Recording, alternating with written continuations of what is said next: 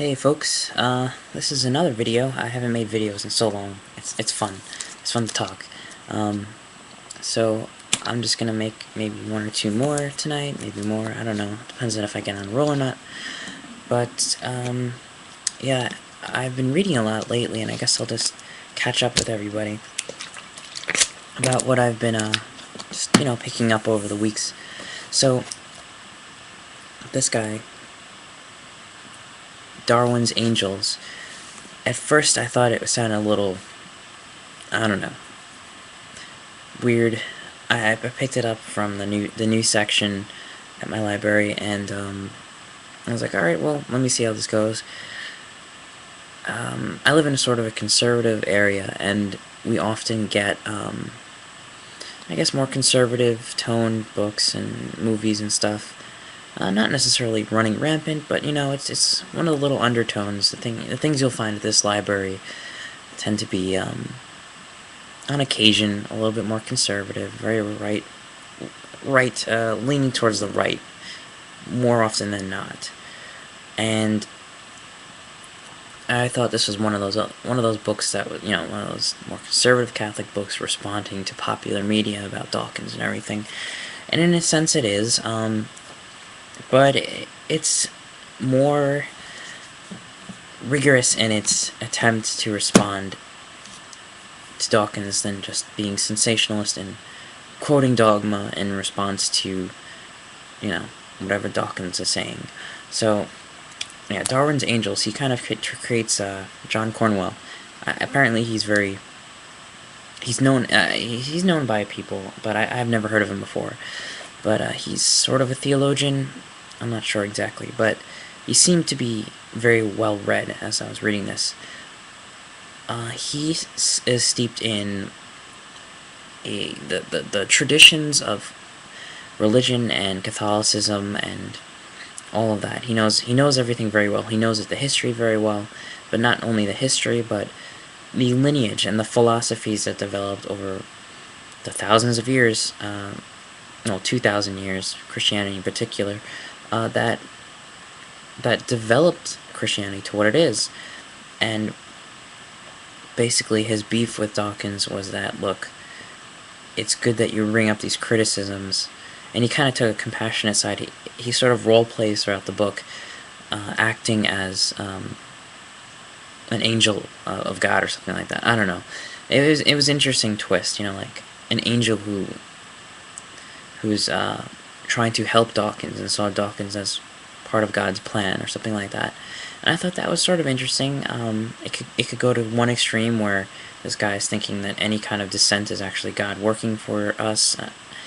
That could be either an enlightened thing, so to speak, or really crazy, just trying to interpret stuff his own way. But he's not coming across the crazy side, so I was kind of glad about that. But his main beef with Dawkins, of course, was his simplification of religion, his simplification of what people believe as very superstitious, very poorly thought out, very controlling, very binding and terrified. And his response to that criticism was to kind of reveal the more thoughtful, analytic, intelligent side to religion, the side that thinks that, science and religion are not incompatible, that thinks that there are very sophisticated reasons to believe in the divine, and not necessarily as just a strange figurine in the sky, or some kind of more ancient belief system, as much more sophisticated, much more intellectual and philosophical religious lineage that he cites in response to Dawkins' simplification. He sort of creates a caricature of religion and then beats it to a pulp in the God Delusion. And I think that's good, but of course, one thing I think Cornwell was missing was the fact that although there is this very beautiful, sophisticated lineage and philosophy that tries to answer the deep questions and not just escape into dogma as is popularly believed by a lot of people. Particularly, I guess particularly a lot of, I wouldn't say a lot of atheists do that, but at least online, I guess those who can have a voice tend to be the ones who, with the loud, aggressive mouth. A lot of people online tend to be more aggressive about, the aggressive ones tend to be louder online about their opinions. And if you look at any kind of atheistic hub, community where everybody gathers, creates communities, atheistic hubs in particular, more often than not, in my own experience, tend to be very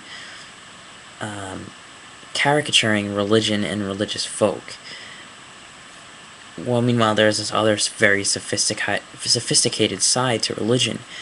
At the same time, I think Cornwell is missing an important aspect that Dawkins is rightfully criticizing. There are caricatures out there. People make caricatures of themselves. There is this less sophisticated side to religion that many people follow. The less sophisticated, less thought out, the more literal, following because other people follow, because it's what you're raised with. These parts that Dawkins criticizing is, it's justly there, is